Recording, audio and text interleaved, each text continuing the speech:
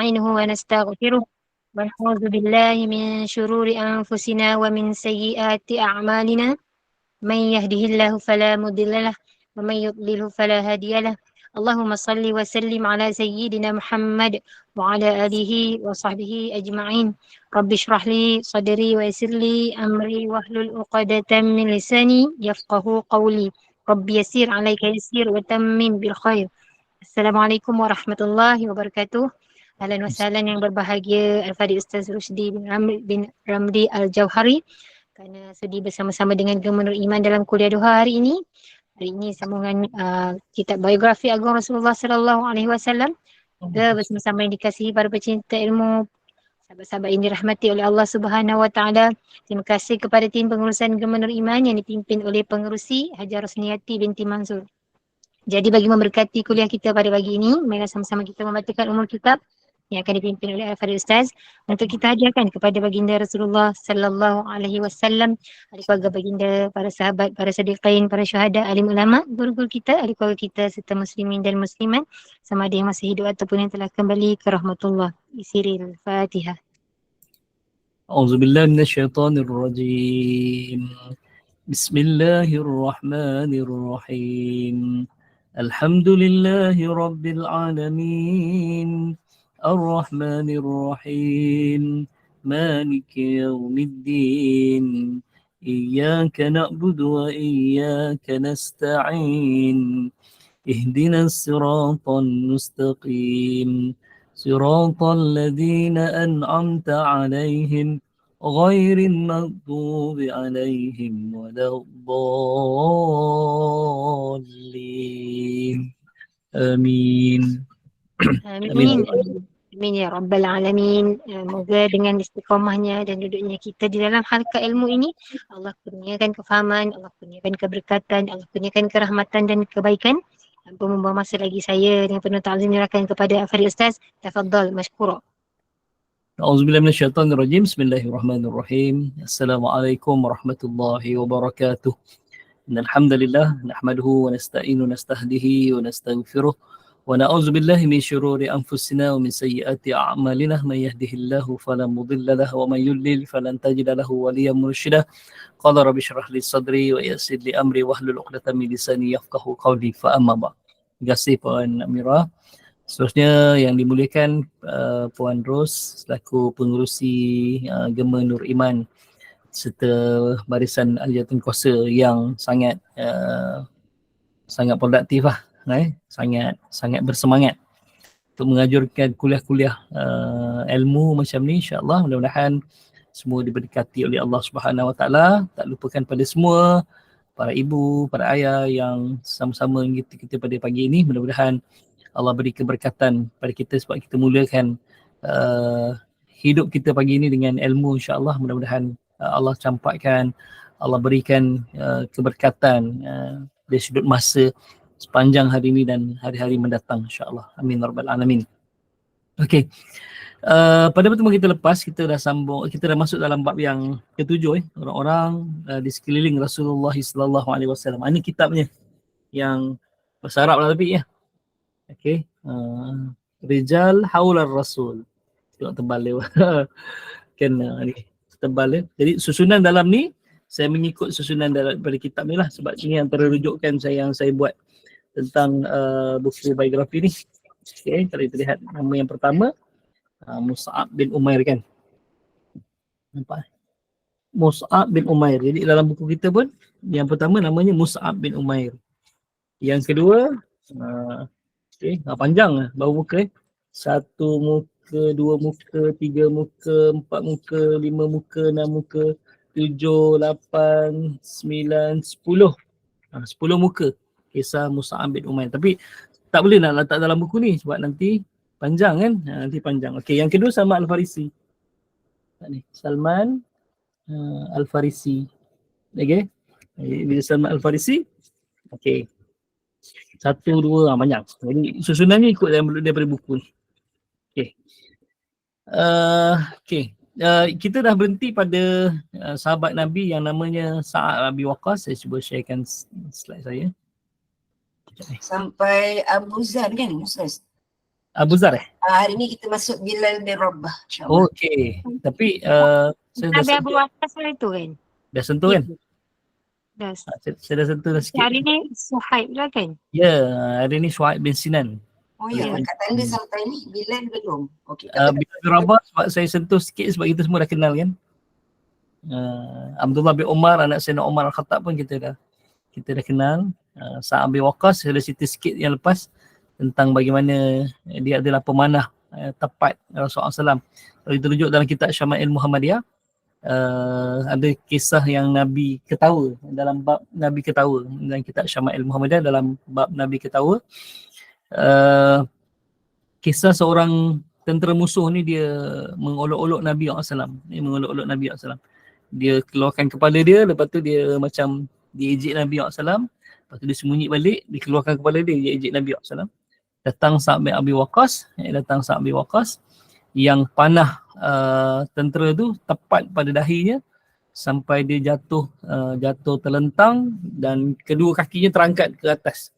Nabi SAW ketika itu senyum ataupun Nabi ketawa yang besar tapi tak mengeluarkan suara yang menampakkan gigi geraham Nabi SAW. Jadi Sa'ad bin Waqqas ni dia adalah sniper ataupun sharpshooter ataupun kita panggil pemanah tepat Nabi SAW, Sa'ad bin Waqqas. Kalau kita lihat dalam bab kehidupan para sahabat, kehidupan Nabi SAW, dalam bab Syama'il Muhammadiyah, sama dia yang terbitan Niger apa semua sama dia. Okey, Syama'il Muhammadiyah. Dia ada satu kisah tentang Sa'ad bin Waqqas ni. Dia berperang dalam keadaan lapar dan semua, ketika tu tak ada makanan, dia makan daun-daun kayu. Kemudian Allahumma salli alaihi wasallam, orang kafir mengejek Sa'ad bin Waqqas ni dengan kata, kamu ni semua orang-orang sesat. Kamu berjuang ni mati sia-sia. Lalu kata Sa'ad bin Waqqas, kalau betul lah apa orang kafir tu kata, akulah orang yang paling rugi sekali kan. Sebab aku telah berjuang pada jalan Allah Ta'ala ni, mengorbankan diri sehingga tak ada makanan dalam perang, makan daun-daun kayu. Sampai Sa'ad bin Waqqas kata, ada di kalangan sahabat-sahabat kami kata dia, yang buang air, najisnya saling tak tumpah macam najis unta, macam najis kambing. Dia bersirat-sirat dengan daun-daun kayu, dengan rumput-rumput. Dia kata. Jadi itulah macam mana kesusahan para sahabat. Dan Sa'ad bin Waqqas ni ketika tu dia kata, kalaulah kami ni memang betul sesat, akulah orang yang paling rugi. Tapi dia kuat keimanan dia pada Nabi SAW, pada Allah Subhanahu Wa Taala, sampai ke akhirnya dia mempertahankan akidahnya dan membantu Nabi dalam banyak peperangan. Dalam banyak peperangan. Itulah disebut tentang Sa'ad bin Abi Waqqas. Sa'ad bin Abi Waqqas. Okey. Hari ni kita nak bincang tentang sahabat Nabi namanya Suhaib bin Sinan Ar-Rumi. Dia dapat gelaran Ar-Rumi ni. Dapat gelaran Ar-Rumi. Allahumma salli alaihi wasallam. Sebab dia ni orang Rom. Dia orang Rom. Suhaib bin Sinan ni dia orang Rom. Di Rom, perkampungan dia diserang oleh tentera Rom. Okay. Dan dirampas semua harta dan dibakarlah kampungnya. Dan dia diculik dan dijadikan hamba. Suatu hari, dia terdengar ada seorang pendeta agama Nasrani, sebab Rom ni agama Nasrani. Dia terdengar seorang pendeta agama Nasrani kata akan lahir seorang Nabi di Mekah. Akan lahir seorang Nabi di Mekah. Jadi dia setiap hari berusaha untuk melarikan diri. Dia bukan memang tak boleh bebas lah. Kalau jadi hamba kepada Rom ni memang tak boleh bebas lah. Dia cuba untuk melarikan diri. Dan akhirnya satu hari dia berjaya melarikan diri daripada tawanan Rom tu. Daripada perhambaan lah. Dan akhirnya dia terus menuju ke Mekah. Okey. Sampai ke Mekah, dia bekerja dengan seorang Quraisy lah. Dia menjadi pembantu dalam perniagaan di Quraisy. Nama majikan dia Abdullah bin Jud'an. Okey. Mana Puan Azrina, kalau nak yang terjemahan ni kitab ni Allah SWT Kok ada dalam bahasa Melayu? Masya Allah. kalau nak cari dekat internet, cari dekat laman web dia akumuslim.asia. Okey, insyaAllah Ustaz. Nanti saya cari. Aku Aku Muslim.Asia. sebab saya baca akumuslim.asia ni dia sama sama terjemahan dia. Dia terjemah dalam bahasa One word Ustaz, tak ada space. je lah. Muslim. Sambung terus akumuslim.asia. Baik. Type yang nama sahabat-sahabat. Nanti adalah dia ni. Menarik. Abu Zar Al-Ghifari pun saya dah dapat, dan nanti saya sharekan tentang Abu Zar Al-Ghifari. Okey. Kemudian dia ambil peluang sewaktu dia bekerja dengan Abdullah bin Jud'an ni, dia ambil peluang untuk bertemu dengan Nabi SAW, dan ketika itu Islam dalam peringkat dakwah secara senyap-senyap. Okey. Lalu dia bertemulah Nabi SAW di rumah Al-Arqam bin Abi Arqam, dan dia masuk Islam. Dia masuk Islam. Okey. Bila dia berniaga, akhirnya dia berniaga sendiri. Dia bila dah ni masuk Islam, okay, kemudian dia ialah tuan dia pun dah tak terima dia. Jadi akhirnya dia berniaga sendiri, dengan sebab ilmu perniagaan yang dia ada, dia jadi kaya raya. Okey, jadi kaya raya. Okey.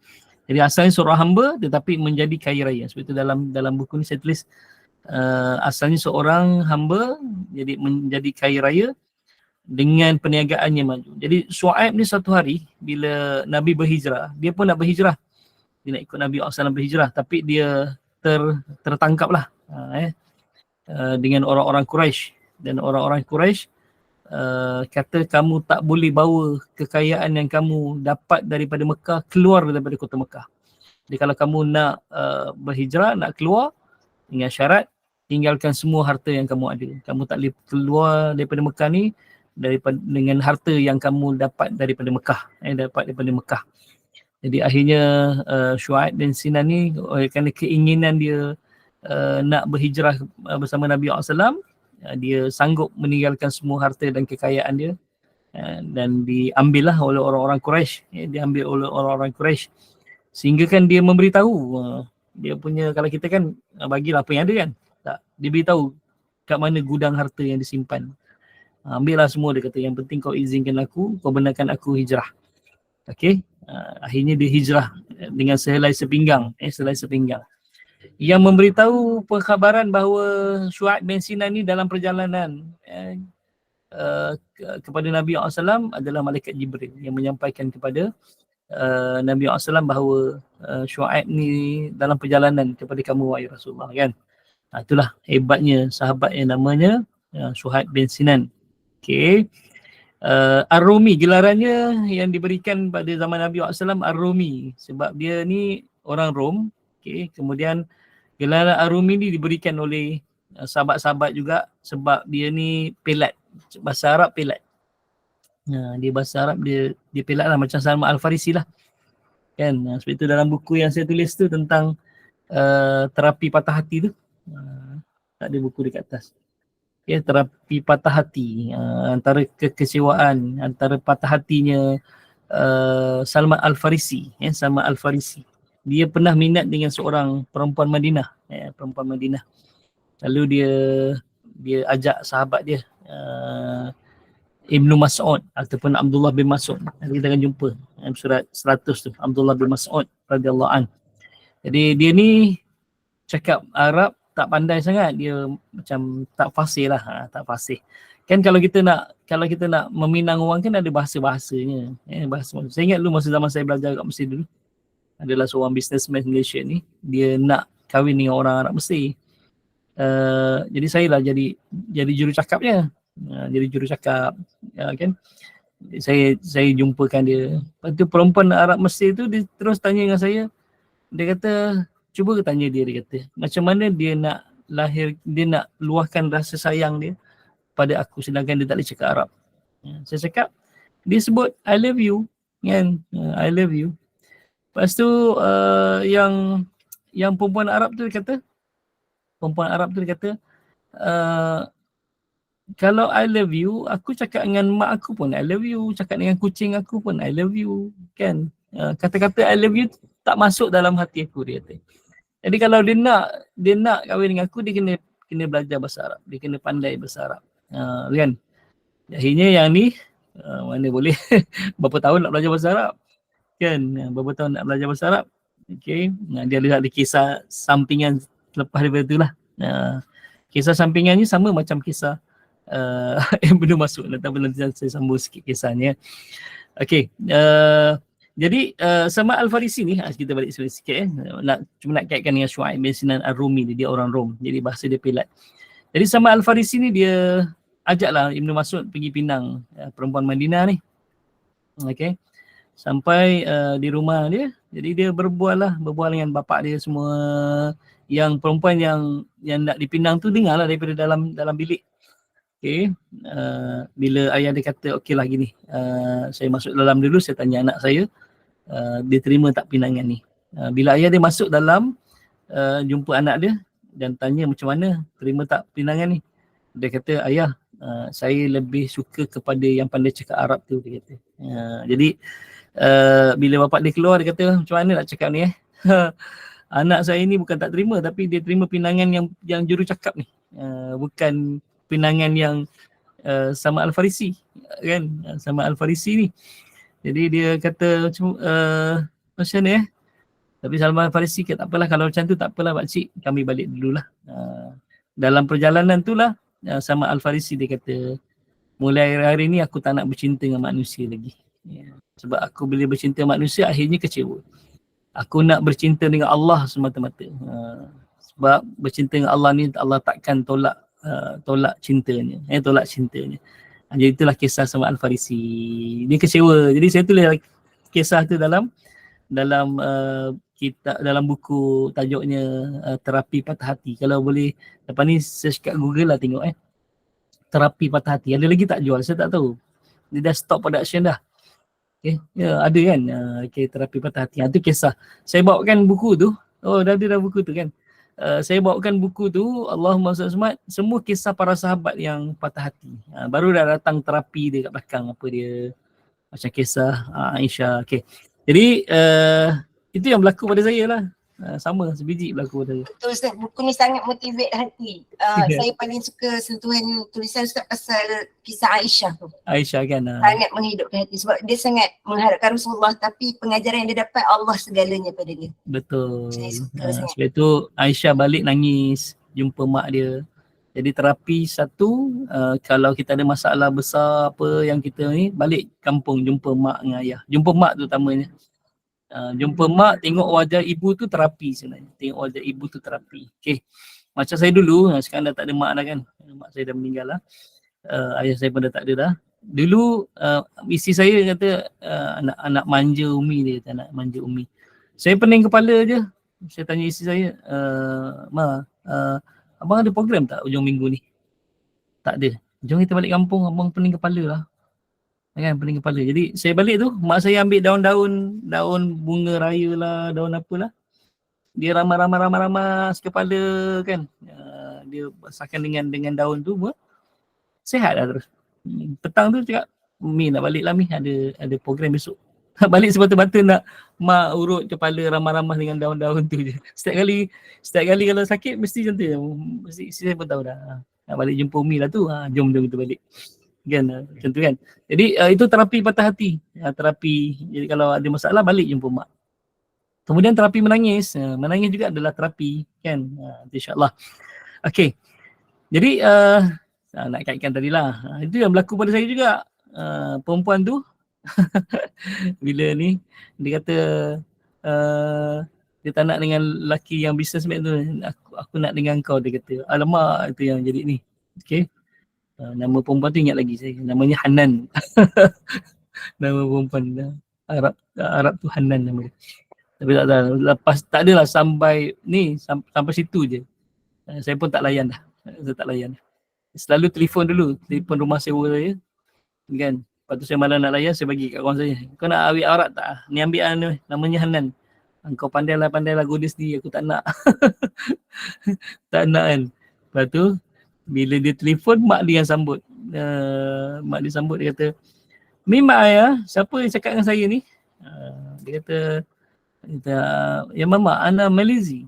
Ya, khabar iswi, dia kata, berita buruk, dia kata. Khabar iswi ni berita buruk lah. Maksudnya dia tak suka nak dia kawan dengan orang Malaysia. Terus letak kontak dia kita. Jadi ini sama juga dengan Salman Al-Farisi, sama dengan juga Suhaib bin Sinan ni, dia Ar-Rumi sebab dia cakap Arab pelat.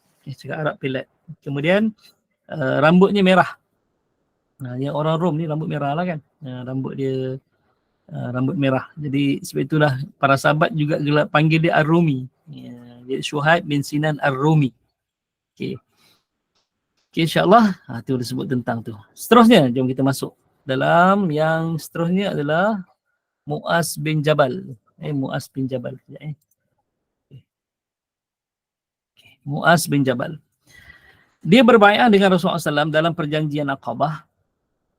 Okey. Yang kedua. Perjanjian Aqabah yang kedua tu ramai kan, 70 orang kan. Perjanjian Aqabah yang pertama 12 orang je. Okey. Aqabah tu kat mana? Kita dah bincang lepas kan. Aqabah tu dekat ni lah. Dekat Jamrah Aqabah. Kat bawah tu, kalau kita jemaah haji Malaysia Asia ni dia tingkat 3. Kita akan naik jembatan terus masuk tingkat 3 untuk melontar jemaah haji Asia ni. Kalau dulu tak ada 5 tingkat tu, dia 2 tingkat je. Jadi satu bawah sekali, jalan raya, lepas tu tingkat yang kedua. Jadi yang sebelah dengan Jamratul Aqabah tu ada satu namanya Masjid Bai'ah. Masjid tu ditutup. Kadang-kadang dibuka tapi sepanjang masa ditutup lah. Kalau ada rezeki boleh masuk situ memang terbaik lah. Situlah perjanjian Aqabah termeterai 2 kali. Orang-orang Yathrib datang kepada Nabi SAW. Dan ketika itu salah seorangnya adalah Mu'az bin Jabal yang datang kepada Nabi SAW untuk menyatakan taat setia pada Nabi dan meluk agama Islam kan. Selepas daripada Bai'ah Aqabah kedua lah barulah Nabi SAW berhijrah ke ke Madinah. Okey.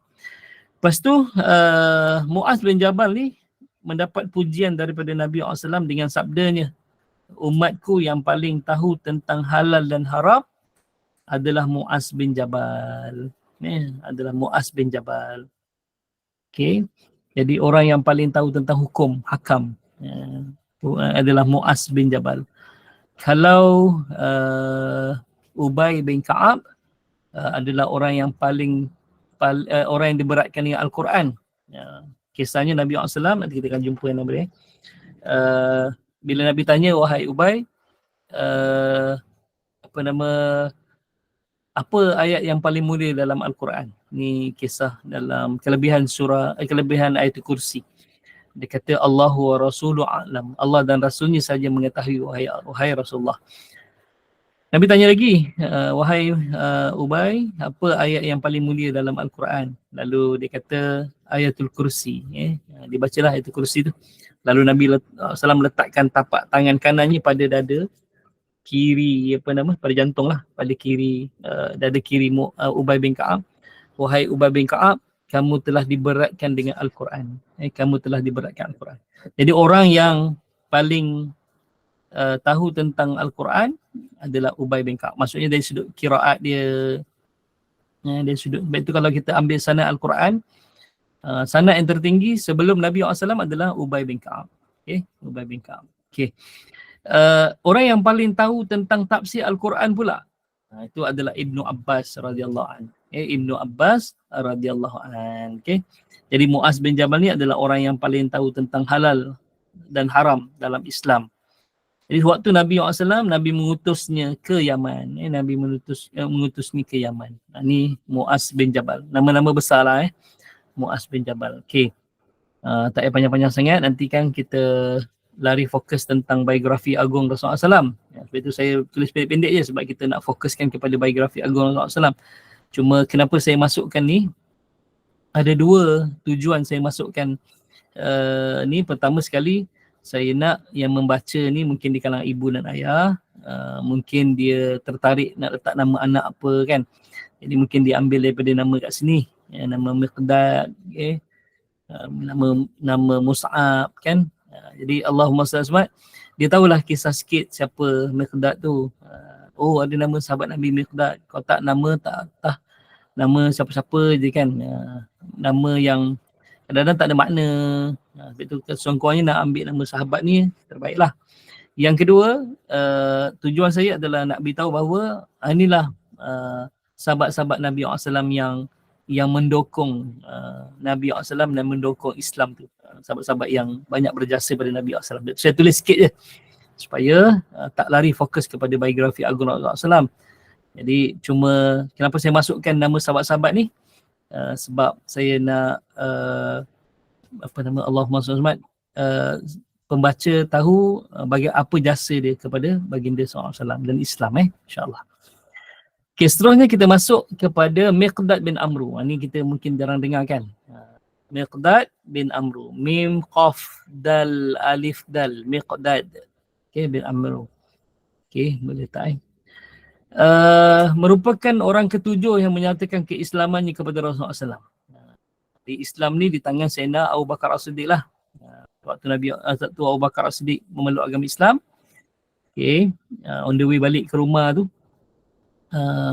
Abu Bakar As-Siddiq cari sahabat dia kan, dan dia dalam perjalanan tu pun dia dah Islamkan 17 orang daripada sahabat dia. Okay, besok dia keluar lagi cari sahabat lagi untuk dia ajak masuk Islam.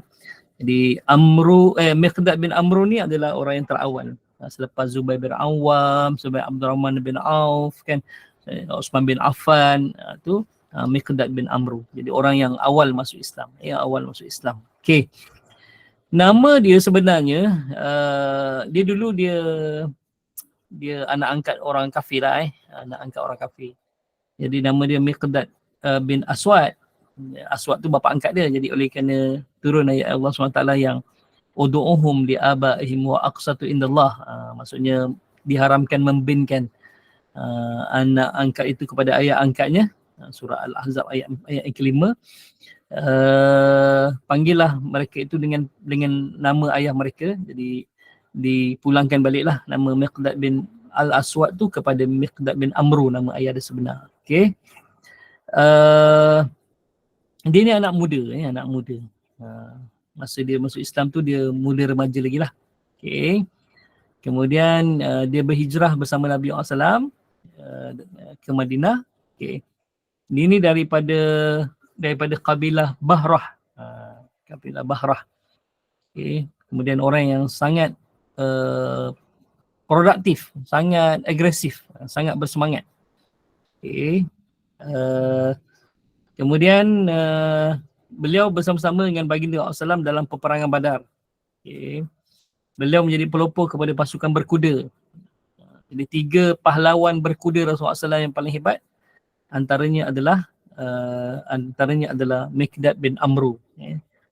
Okay. Yang seterusnya ada lagi kan yang kita bincang nanti insya-Allah. Ada seorang sahabat namanya Jarir kan. Dia seorang sahabat yang dia ni asalnya kalau naik kuda jatuh. Naik kuda jatuh. Tapi dia suka berdakwah naik kuda. Jadi pergi kampung ni berdakwah naik kuda. Jadi satu hari dia kata, "Ya Rasulullah, boleh tak doakan aku jadi orang yang naik kuda hebat?" Nabi tak doakan dia, "Ya Allah, jadikanlah Jarir ni penunggang kuda yang hebat tak? Ya Allah, jadikanlah dakwah Jarir ni dakwah yang berkesan." Jadi dengan doa itu 2 dapat. Satu, dakwah Jarir ni bila dia berdakwah semua orang akan terkesan dan masuk Islam. Yang kedua, sejak daripada itu dia tak pernah jatuh kuda. Sebab dia suka berdakwah dengan kuda. Naik kuda pergi kampung ni dakwah masuk Islam. Jadi secara tak langsung bila dakwah dia berkesan dan dia kalau berdakwah naik kuda, jadi dua-dua dapat. Dia jadi penunggang kuda yang sangat hebat. Tak pernah jatuh. Itu ada juga satu kisah kalau tak silap saya, Allahumma salli alaihi wasallam, dia jatuh kuda lepas tu dia marah. Lepas tu dia kata, "Ni syaitan punya kerja lah semua ni," dia kata. Bila dia jatuh je dia kata, "Ni syaitan punya kerja lah, tak ada lain lah." Dia. Nabi SAW pesan pada dia, "Wahai Jarir," dia kata, "jangan marah syaitan," dia kata. "Jangan marah syaitan." Sebab kalau kamu marah syaitan akan bertambah kuat. Jadi kita tak boleh marah syaitan. Macam contohnya tak bangun subuh tadi, kita tak bangun subuh, sesudah pukul 8 dah, Astaghfirullahalazim, kita kata, ya Allah, celaka punya syaitan kan, kau pergi nyanyikan aku malam tadi sampai subuh. Aku dah sedar dah tadi kan, waktu azan kau pergi nyanyikan pula aku. Celaka betul syaitan ni. Tak boleh tak boleh. Sebab kata Nabi SAW, kalau marah syaitan, syaitan akan jadi tambah lebih kuat. Jadi macam mana? Isti'azah lah. A'udzubillahi minasyaitonirrajim. Jangan marah syaitan. Habis nak cakap apa dengan syaitan? Thank you syaitan. Cakap thank you. Tak boleh juga. Okay. InsyaAllah. Okay. Kalau syaitan goda kita kan, kita nak bangun, tak bangun. Baik tu pun dipesan juga. Macam kita kan. Okay. Kita dah sedar azan kan. Kita nak lawan dengan syaitan. Contohnya, okay, nak tengok siapa kuat aku, syaitan aku ke kuat, syaitan ke kuat. Kita pun buat lelap mata lah. Kan, kejap lagi. Syaitan mesti cakap, tidurlah. Kau ni subuh pukul 7 pun boleh lagi. Kita pun buat tidur. Kita nak macam pendaya syaitan lah. Nanti kita boleh bangun. Jangan. Nanti kata jangan. Sebab bukan senang. Kadang-kadang dia terus tidur terus. Terus tertidur. Bangun-bangun terus dia. Itu isti'azah. Sebut nama Allah. Bismillah, Allahu Akbar. Sebut Allahu Akbar. Bila bangun, kita lepas lah gangguan syaitan. Lena terus. Lena terus. Itu kadang-kadang kita suka berlawan je. Dia nak lalaikan kita, nak cuba-cuba. Dia boleh lalaikan ke tak? Tak boleh kan? Akhirnya kita bangun lah. Syaitan kalah. Tak boleh macam tu. Nabi pun pesan jangan. Okay. Beliau menjadi pelopor pasukan berkuda dalam peperangan dan pernah dilantik menjadi amir ataupun gubernur di suatu daerah di zaman Nabi SAW. Nanti kita akan bincang pada muka surat 132. Okay. 135 gubernur tu ada. Gubernur Nabi SAW dia disebut ni. Okay. Saya insyaAllah. Okay. Selesai. Inilah Allah SWT, Miqdad bin Amru. Okay.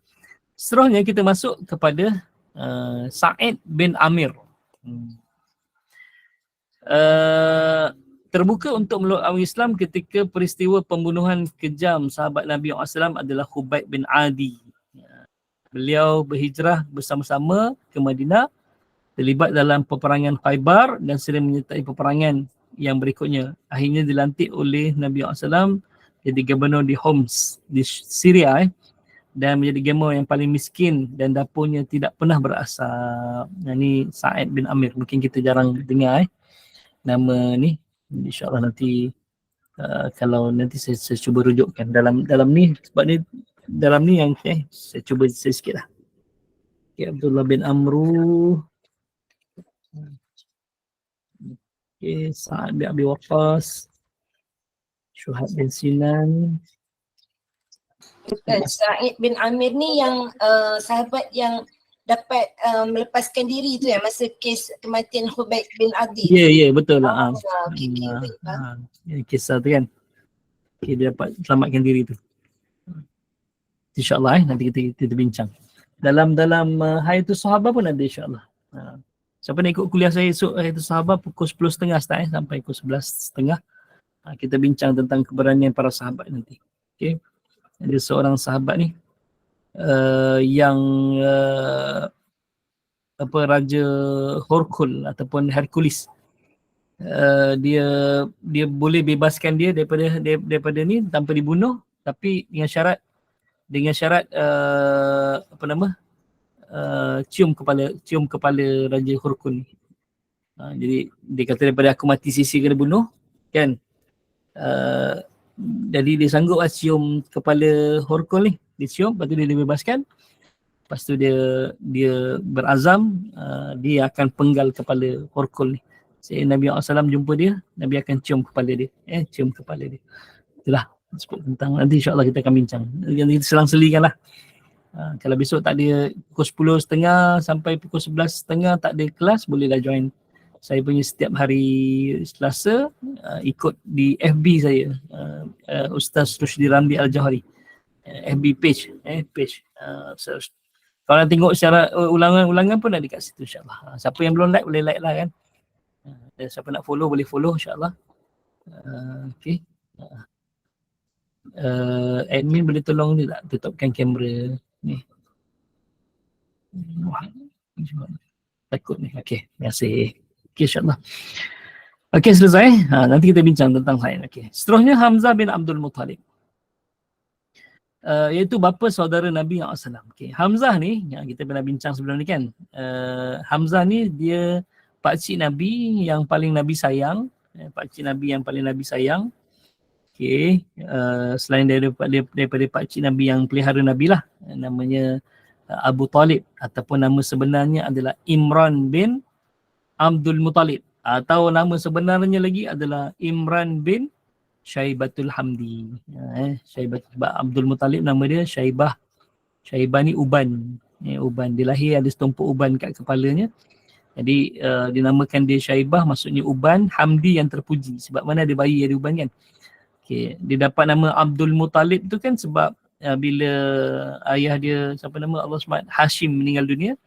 Kan dia dipelihara oleh pakcik dia nama adik-beradik dengan Hashim namanya Al-Muttalib. Al-Muttalib. Okay. Al-Muttalib ni gelarannya adalah Al-Fayyad. Orang yang sangat dermawan. Jadi bila dibawa balik ke Mekah naik unta, jadi sahabat-sahabat Al-Muttalib ingat Al-Muttalib ni baru beli hamba. Jadi dipanggil lah orang yang di atas unta tu, dipanggilan Abdul Muttalib. Ya Abdul Muttalib. Wahai hamba Al-Muttalib sini.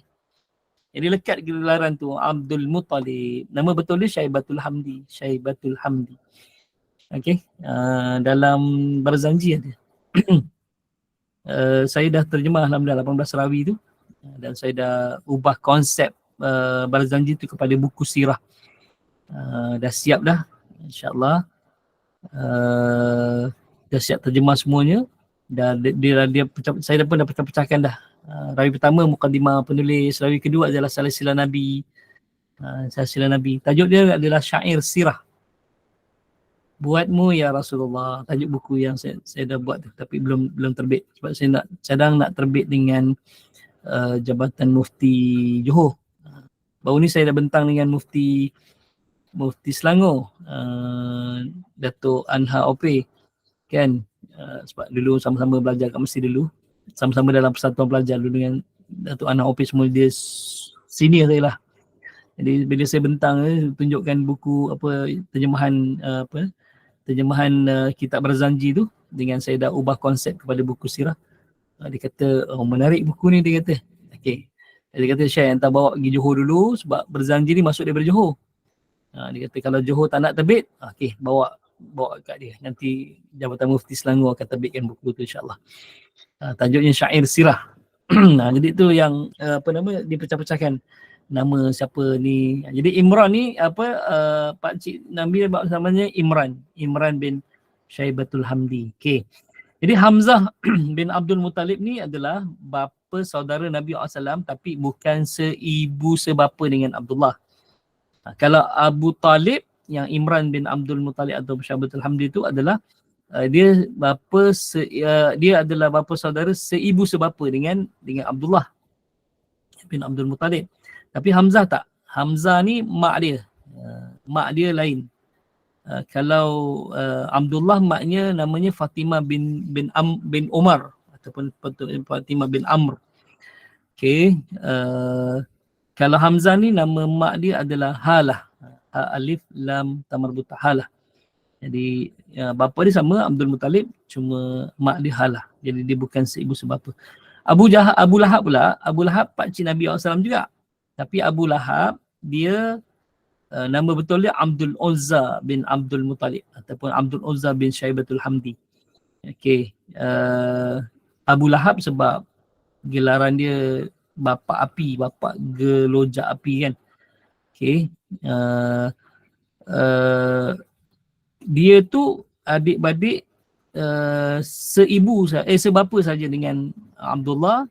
Mak dia namanya Lubnah. Maknya namanya Lubnah, dia lain Dia Hamzah ni adalah pakcik Nabi SAW, Nabi sayang. Okay, bapa saudara Nabi SAW pernah memukul Abu Jahal dengan busur panahnya. Ada riwayat kata ulu pedang. Sehingga berdarah kepala Abu Jahal kerana menghina dan mencaci Nabi SAW. Okay. dia terlupa, Abu Jahal terlupa, marah sangat dengan Nabi SAW. Dia kutuk Nabi depan pakcik dia.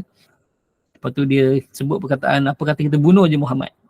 Itu yang bila Hamzah dengar, Hamzah marah, Hamzah ketuk kepala Abu Jahal. Sedangkan Abu Jahal tu adalah pemimpin tertinggi Mekah ketika tu, kan. Jadi dia ketuk kepala Abu Jahal. Abu Jahal ni tersandar ke dinding, berdarah kepalanya, dahi dia, tak berani melawan Hamzah.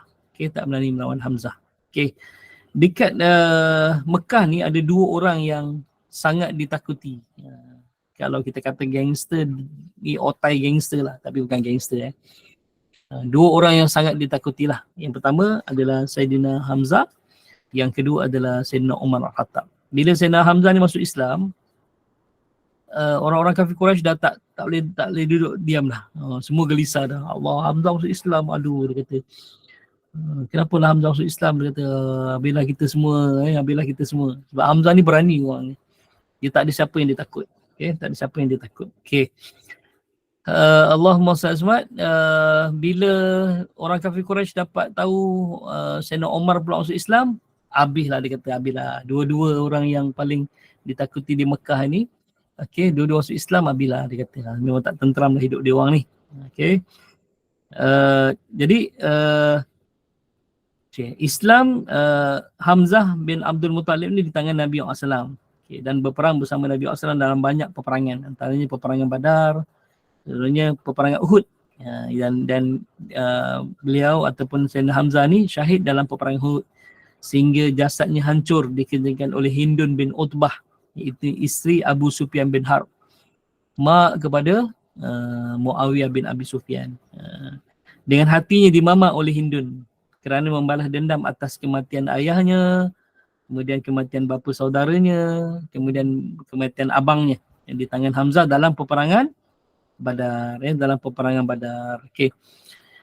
Hikmah Hindun ni, dia tak dia hanya kunyah je, kunyah jantung. Hati tu masuk jantung, dia keluar isi perut je semua, keluar isi perut. Sayyidina Hamzah ni keluar isi perutnya. Lepas tu dia ambil yang jantungnya tu, dia mamah. Dia tak telan lah, dia mamanya. Dia hancurkan dengan mulut dia. Dan disebut kata kalau Hindun telan,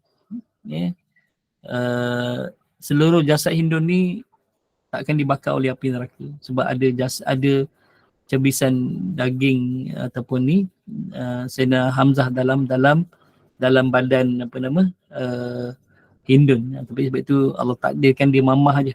Okay. Jadi dia balas dendam kerana dia betul, ada riwayat. Betul. Ini ada kisah. Ustaz, baru ni ada pandangan yang kata benda ni fitnah. Kisah hidup mamah jantung hati ni. Tak. Dia ada dia punya rujukan ni, Ustaz. Ada. Memang ada. Sebab sedari dulu masih dengar kisah yang ni lah yang Ustaz tulis ni kan. Tapi ada pandangan lain pula baru ni. Sebab dia terlampau geram sangat. Dia dah bunuh, dia tak puas hati, dia belah dadanya, dia keluarkan semua isi perutnya, dia tak puas hati lagi, dia mamah hati. Tapi dia tak telan lah. Dia hanya dia kunyah je, lepas tu dia ni. Sebab itu bila Nabi dapatkan jasad Sayyidina Hamzah ni, sebab dia lihat jasad Sayyidina Hamzah ni, dia bawa pokok. Tersandar macam tu, bawa pokok. Okay. Bila Nabi dapatkan jenazah pakciknya, Nabi terkejut lah sebab semua isi perutnya dikeluarkan, hatinya dimamah kan, hatinya dimamah. Dan ketika itulah Nabi SAW terlalu marah sangat dan terlalu sedih, sehingga Nabi SAW macam nak balas dendam. Nabi nak bunuh 70 orang kafir sebagai membalas dendam terhadap kematian Sayyidina Hamzah. Namun bila turun ayat Al-Quran, surah An-Nahl tak dalam ni, ayat 126, boleh rujuk, disebut bahawa wa in aqabtum fa'aqibu bimithli ma uqibtum bih wa la in sabartum lahu khairul lisabirin. Kalau kamu nak balas, wahai Muhammad, balaslah seumpama apa yang mereka buat. Jadi Allah beri kelonggaran kepada Nabi SAW nak balas lah. Sebagaimana apa yang mereka buat kepada Hamzah, kalau nak balas macam tu balas, Allah izinkan Nabi SAW. Tapi kata Nabi SAW, kata Allah SWT, walain, dan benar-benar sekiranya kamu sabar, kan, lahu wa khairun, niscaya dia tu adalah lebih baik kepada orang-orang yang sabar. Bila dengar ayat ni, Nabi terus macam Nabi inilah, Nabi tenang terus, dan Nabi batalkan niat dia untuk membunuh 70 orang kafir Quraisy. Ustaz, Sebab itu ayat rujukan 126 ni daripada kisah Hindun makan Ya, Masya Allah. Okey, Nah, baik, saya boleh cari pesan. nanti, insyaAllah. Terima kasih bila, Ustaz. bila Nabi dah geram sangat, Nabi nak balas dendam, Nabi nak bunuh 70 orang, okey, sebab kematian Hamzah. Lalu kata Allah SWT, wala in sabartum, kalau kamu sabar, lahu wa khairul lis-sabirin, adalah terbaik kepada orang-orang yang sabar. Akhirnya Nabi membatalkan niatnya untuk membunuh orang-orang kafir tadi tu sebagai membalas dendam kepada kematian Hamzah. Dan apa yang Nabi dapat lihat, kisahnya tu adalah sewaktu pembukaan kota Mekah. Seorang perempuan yang berniqab ataupun berpurdah datang kepada Nabi SAW yang menyatakan bahawa, ya Rasulullah, kalau aku pernah buat dosa ni, dosa ni, adakah kamu memaafkan aku wahai Rasulullah? Ketika tu ada riwayat menyebutkan bahawa Nabi SAW dia kata, macam aku pernah dengar suara ni. Macam aku pernah dengar suara ni. Lalu dia, bila dia mengucapkan syahadah di hadapan Nabi SAW, asyhadu an la ilaha illallah annaka Rasulullah, asyhadu an la ilaha illallah wa asyhadu annaka Rasulullah. Okey, diberitakan bahawa Hindun ni melepaskan dia punya niqab dia. Dan Nabi ketika tu terkejut. Ya Allah, Hindun, dia kata. Ya Allah, Hindun, dia kata. Nabi terus flashback balik. Dia kata, kalaulah dulu aku ikutkan nafsu aku, kan, kemarahan aku, saya hari ni aku tak akan dapat lihat Hindun masuk Islam. Itulah kisahnya tu. Akhirnya Hindun masuk Islam. Walaupun besar dosanya, besar kesalahannya, tapi itulah Nabi pemaaf, kan. Habis tu Nabi ya'fu wa yasfa. Ini sifat Nabi SAW. Nabi ni ya'fu wa yasfah. Nabi ni dia memaafkan orang walaupun orang tu tak pernah minta maaf. Itu perkataan ya'fu, afwa sekalimanya. Okey. Wa yasfah maksudnya adalah Allahumma salli, Nabi melapangkan, Nabi melupakan. Kita ni kadang-kadang tak sampai tahap tu. Kita ni forgive but not forget, kan. Kita ni maafkan tapi tak boleh lupa. Kalau dulu kita kalau berbual dengan dia, Masya Allah, mesranya, ketawa-ketawa apa semua, kan. Tapi bila dia dah buat salah dengan kita, bukan buat salah apa pun, kadang-kadang dia hutang kita tak bayar je pun.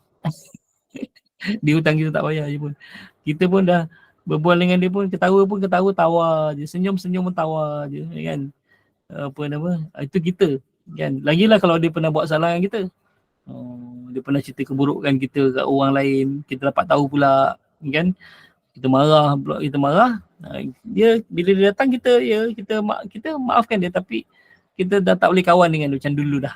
Itu kita. Tapi Nabi SAW tak. Nabi wa yasfah, Nabi melapangkan, maksudnya Nabi melupakan semualah kesalahan apa yang dilakukan oleh seorang yang pernah buat salah dengan Nabi SAW. Itu je. Cuma macam siapa nama, Wahsy, kan. Wahsy, hamba Hindun ni, kan. Hamba Hindun ni. Nah, kan dia masuk Islam juga. Peristiwa pembukaan kota Mekah, dia masuk Islam juga. Cuma Nabi pesan pada Wahsy, dia kata, wahai Wahsy, aku maafkan kau, tapi boleh tak kau jangan lalu depan aku. Jangan lalu depan aku. Okey, maksudnya Nabi tak nak tengok muka Wahsy. Nabi akan teringat kisah Allah SWT Wahsy bunuh pakcik dia, Sayyidina Hamzah. Sayangnya Nabi SAW pada Sayyidina Hamzah. Itulah sebut tentang tu. Okey. Alhamdulillah. Saya rasa cukup sekadar tu pertemuan kita hari ini, insya-Allah. Saya tak bercadang untuk sambung Abdullah bin Mas'ud sebab panjang kisahnya. Okey. Ada kisah-kisah yang lain lagi yang kita boleh tambah sikit sebagai tambahan nanti insyaAllah. Seperti Huzaifah Al-Yamani pun ada cerita yang panjang. Dalam buku ni memang pendek tapi syarah daripada saya panjang, supaya kita kenal lebih dalam sikit lah siapa nama Huzaifah Al-Yamani ni. Kemudian keluarga Yasir, kemudian Ammar bin Yasir, nanti kita akan bincang insyaAllah. Ada soalan? Tak ada tak ada insyaAllah. Saya cukup sekadar tu. Kita dah bincang tadi tentang kisah sahabat, sahabat bin Waqqas, Syuhaib bin Sinan Ar-Rumi, kemudian Muaz bin Jabal, kemudian Miqdad bin Amru,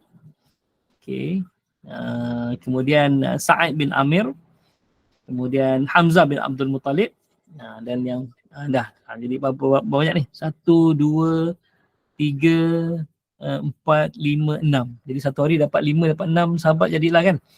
Supaya kita taklah dapat maklumat yang terlalu banyak sehingga membuat-buat nanti pening. Jadi kita ambil 5, 6 sahabat, dah. Nanti kita bincang lagi untuk pertemuan kita yang datang insyaAllah kan.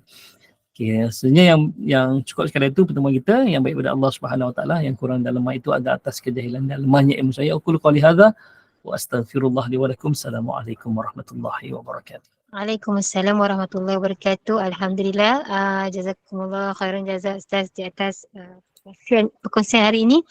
Masya Allah, sahabat Rasulullah ada 60 kan Ustaz? Saya kira tadi. Oh, tak ramai. Tak apalah, pelan-pelan kita ramai lagi sebenarnya sahabat-sahabat, cuma yang ni yang popular lah, yang terhampir. Yang dalamnya ada 60 lah. Dalamnya ada 60, lepas tu sambung lagi yang ni pula, sahabat Nabi, sahabiat. Masya Allah. Dia satu kitab lain lagi. Okey, baik. InsyaAllah. Mudah-mudahan bertambah kefahaman kita, mudah-mudahan bermanfaat, mudah-mudahan barakah, mudah-mudahan Allah kurniakan limpah rahmat kepada kita. Terima kasih kepada tim Gubernur Iman, sahabat-sahabat pencinta ilmu yang setia, yang mengimarahkan kuliah kita setiap hari. Ustaz, sikit bahannya. Hari ini 10.30 nanti bersama dengan Al-Fadilah Ustazah Helen Sukumat Indah dengan halakah tahfiz 1. Dan kuliah asal kita nanti 5.15 petang bersama dengan Al-Fadhil Ustaz Ilin Amin bin Muhammad Saleh dengan tafsir Al-Quran. Siapa yang ingin mengaji, silakan. Dan kuliah-kuliah seterusnya nanti boleh rujuk ke grup Gubernur Iman insyaAllah. Dengan ini saya mewakili Gubernur Iman mohon maaf sekiranya ada sebarang kekurangan dan kesilapan. Ya Ustaz? Saya nak buat iklan sikit boleh tak? Saya ada buat kempen apa nama, Allahumma salli kempen kempen apa Ustaz? Infak buku. Oh, masya-Allah. Sebab saya mengajar biografi ni dekat banyak apa nama, Allah SWT masjid-masjid. Jadi saya buat kempen infak buku biografi ni. Dan setakat ni ada orang infak dah. Saya dah beri pada satu surau dan satu masjid. Satu tu bagi 20, yang ni bagi 30.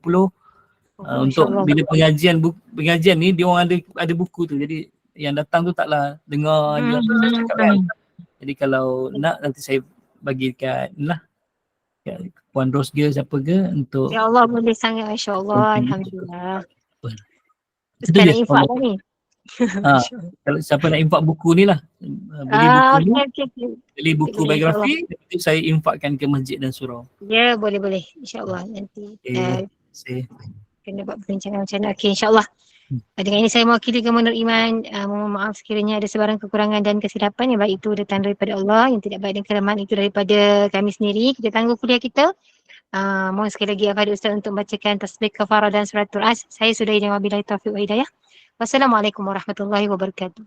Waalaikumsalam warahmatullahi wabarakatuh. Subhanakallah bihamdika nashhadu an la ilaha illa wa nastaghfiruka wa natubu ilaik. Bismillahirrahmanirrahim. Wal 'asr innal insana lafi khusr illa alladhina amanu wa 'amilus solihat wa tawassaw bil haqqi wa tawassaw bis sabr. Aqulu qouli hadza wa astaghfirullah li wa lakum.